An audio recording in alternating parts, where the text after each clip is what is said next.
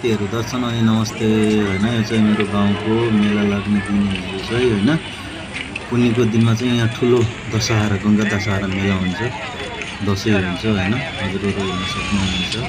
एकदमै रमाइलो बब्बाल तरिकाको दशैं हुन्छ हैन। ल हेर्नुस् त दामी पारामा हैन। कोरीगंगा नगरपालिका बडेपुर बजारमा रहेको हैन यस ठाउँमा हुन्छ।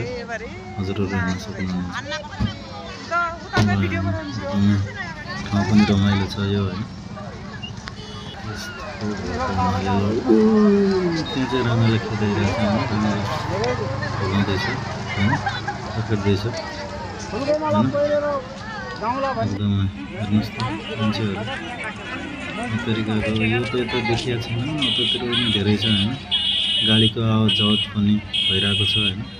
ट्राफिक लागिरहेछ त्यस्तै नै भन्नुपर्छ साथीहरु हैन।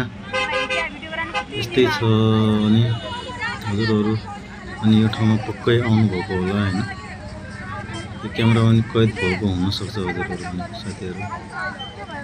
हेर्नुस् एकदम रमाइलो हुन्छ के हैन। देउडा खेलहरु राति पनि धेरै खेल्ने गरिन्छ यो ठाउँमा हैन। डाङु साङु सब कटिसकेपछि फेरि देउडा पनि धेरै खेल्छन् हैन। यस्तो टाइपको छ, एकदमै रमाइलो छ।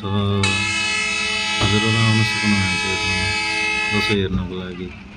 ल हेर्नु गाडीमा गइरहेको छ मान्छेहरु। सब आफ्नै तालमा हुन्छ के हैन। आफ्नै तालमा रमाइरहेको त्यस्तो भन्नुपर्छ।